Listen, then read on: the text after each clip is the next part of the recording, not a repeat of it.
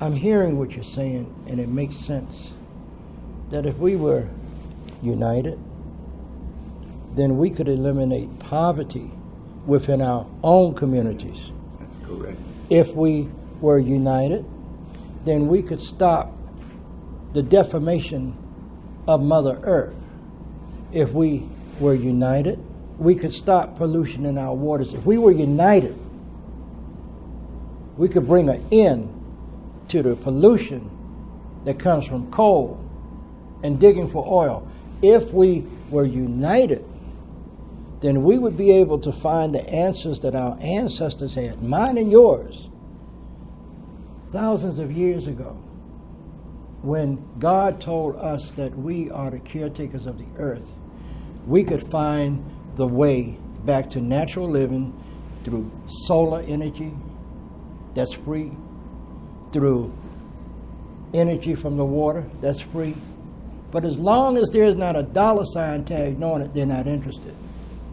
And they don't care about the people. That's why, my dear brother, when you say if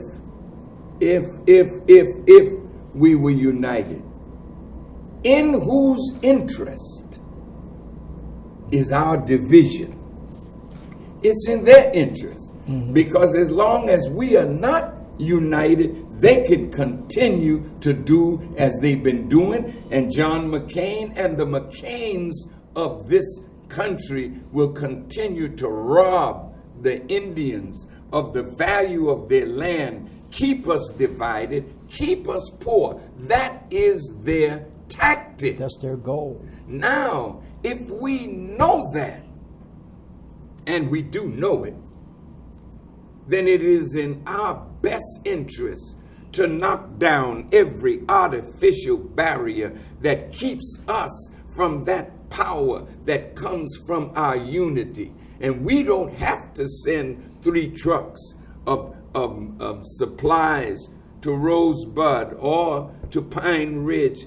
If we are united, the land that is under our feet that we have control over, we can feed, clothe, shelter, produce jobs, because it's all in the land. So some of my brothers used to say, free the land. And if the land and much of it is in trust, we need to free the land. And we can do it if we are united and, wait a minute, and we are willing to not talk about it, but be willing to pay the price to free the land. There is no freedom without the shedding of blood. I'm sorry to have to say that. Nonviolence is not going to bring the land back to us. Our unity will keep us from having to fire a shot. But if we are not united, the only way we're going to get what belongs to us is to make up our minds either to live to get it or die trying to get it. And when you are willing and not afraid anymore to pay the price for freedom, don't let this white man tell you that violence is wrong. Every damn thing that he got it by being violent. Killing people, raping and robbing and murdering. He's doing it as we speak. And then he has the nerve to come and tell us that violence and hatred won't get it. Don't buy that. He's worthy to be hated. Worthy because of the evil that he does. God hates. I don't know why man think you're better than God, when God in the Bible said he loved Jacob, but he hated Esau.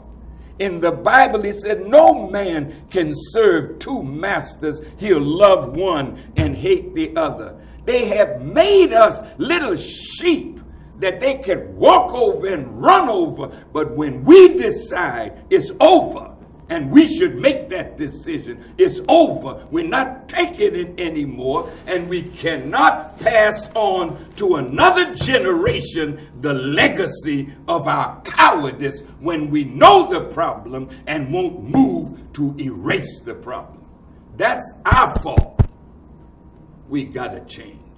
See, one of the things that our ancient people knew, yours and mine, when it got to the point where they would be extinguished, they had to fight.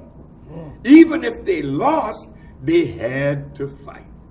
So the great warrior spirit came up out of us. Same with the blacks, same in Haiti, same in Central and South America, the Maroons. All of those came to a position where they had to fight. In that church, where 9 of our brothers and sisters were shot down by a skunk, how in the hell are we justified in offering him love and he offers us death? Somebody asked me the other day. Excuse me for my passion. That's brother. okay. They asked me, can you forgive him? And I looked at him, I said, no, I cannot forgive him because he knew what he was doing. He was cold and calculated, and he was just fostering the same hate. Who asked you that question, brother? Did he look like us? Yeah. Yeah, he's one of them. Yeah, I know. How in the hell? I mean, it's an insult It to is me an insult. that you're going to ask me, can you forgive? How long have white people been doing this kind of evil to the darker people in the earth? So how long Since do we have to they've been continue? here. And when we make up our mind, we're not taking it no more. Because it's better to be dead than to live under tyranny all the days of your life. This is why America separated from England. The tyranny of King George was too much for them to bear. So what did they do? They decided death is better. So it was Patrick Henry that said, give me liberty or give me death. And until we come up with that kind of mind, I'd rather be dead than to live continuously under this kind of tyranny. And when you think like that, you'll do what is necessary to move the tyrant off of you. With the help of God, we will win if we fight.